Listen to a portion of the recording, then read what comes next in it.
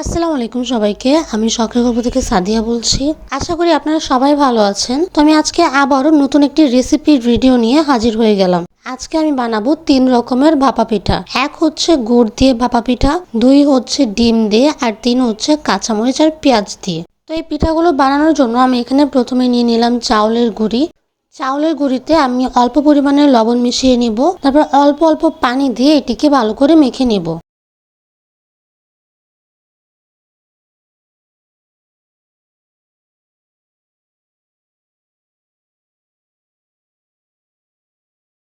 পানি দিয়ে ভালো করে মাখা হয়ে গেলে আমি এখানে জড়া বানিয়ে দেখে নিব যে গুঁড়িটি ভালো করে মাখা হয়েছে কিনা। যদি গুঁড়িটি ভালো করে জড়া বেঁধে যায় তাহলে বুঝে নেবেন যে আমার গুঁড়িটি ভালো করে মাখা হয়ে গিয়েছে। তারপর আমরা এই গুঁড়িটিকে একটি চালনির সাহায্যে ভালো করে চেলে নিব। তো আমার এখানে ভালো করে চালা হয়ে গিয়েছে, দেখতেই পাচ্ছেন কতটা সুন্দর হয়ে গিয়েছে আমার গুঁড়িটা। এখন আমি পিঠাগুলো বানিয়ে নিব। তো পিঠাগুলো বানিয়ে নেওয়ার জন্য আমি চুলায় প্রথমে গরম পানি বসিয়ে দিয়েছিলাম। তারপর নিয়ে নিব খেজুর গুড়। আমি এখানে গুড়টিকে ভালো করে গুঁড়ো করে নিচ্ছিলাম। ঠিক এইভাবে করে গুড়টিকে আমাদের ভালো করে গুঁড়ো করে নিতে হবে। তারপর নিয়ে নিব নারকেল কুচি। এখন আমি পিঠাটি বানিয়ে নিব। তো পিঠাটি বানানোর জন্য আমি প্রথমে একটি বাটিতে গুঁড়ি নিয়ে নিলাম, তারপর দিয়ে দিব নারকেল কুচি, তারপর দিয়ে দিব গুড়, তারপর আমরা আবারও দিয়ে দিব চাউলের গুঁড়ি।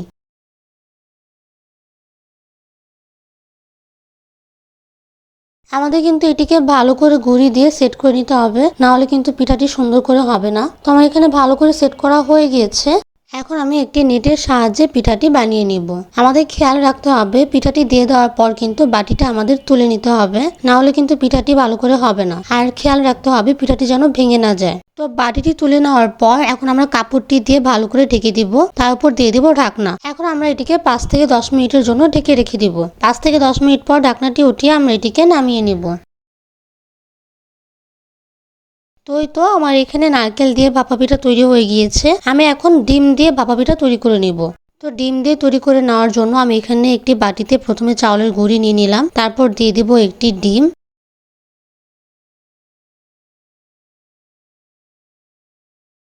ডিমটি দিয়ে দেওয়ার পর অল্প পরিমাণে লবণ দিয়ে দিব। তারপর আমরা আবারও চাউলের গুঁড়ি দিয়ে এটিকে ভালো করে সেট করে নেব। তো দেখতেই পাচ্ছেন আমার এটিকে ভালো করে সেট করা হয়ে গিয়েছে। তো আমি এখন এটিকে চুলায় দিয়ে ভালো করে বানিয়ে নিব। তো পিঠাটি দিয়ে দেওয়ার পর আমি এখানে বাটিটি তুলে নিব। আমাদের খেয়াল রাখতে হবে বাটিটি তোলার সময় যেন এটি নষ্ট না হয়ে যায়। তো আমি এখানে আবারও 5 থেকে 10 মিনিটের জন্য ঢাকনা দিয়ে ঢেকে রেখে দিব। 5 থেকে 10 মিনিট পর আমরা এটিকে তুলে নিব। তো দেখতেই পাচ্ছেন কতটা সুন্দর করে আমার পিঠা তৈরি হয়ে গিয়েছে। আর অনেকটা নরমও কিন্তু হয়েছিল আমার সবগুলো পিঠা। তো আমার এখানে ডিম দিয়ে ভাপা পিঠা তৈরি করা হয়ে গিয়েছে। এখন আমি পেঁয়াজ, কাঁচামরিচ আর ধনিয়া পাতা দিয়ে ভাপা পিঠা তৈরি করে নেব। এই ভাপা পিঠাটি কিন্তু ডায়াবেটিস রোগীর জন্য একদম পারফেক্ট। আপনারা চাইলে কিন্তু এটি ট্রাই করতে পারেন। তো আমি এখানে একটি বাটিতে আবারও চাউলের গুঁড়ি নিয়ে নিলাম, তারপর দিয়ে দিলাম ধনিয়া পাতা, পেঁয়াজ কুচি আর কাঁচামরিচ কুচি। তো এগুলো দিয়ে দেওয়ার পর আমরা আবারও চাউলের গুঁড়ি দিয়ে এটিকে ভালো করে সেট করে নেব। তো আমার এখানে ভালো করে সেট করা হয়ে গেলে নর্মাল ভাপা পিঠা যেভাবে বানানো হয় ঠিক সেভাবেই আমরা বানিয়ে নিব। শুধু আমাদের বাটিটি উঠানোর সময় খেয়াল রাখতে হবে পিঠাটি যেন নষ্ট না হয়ে যায়।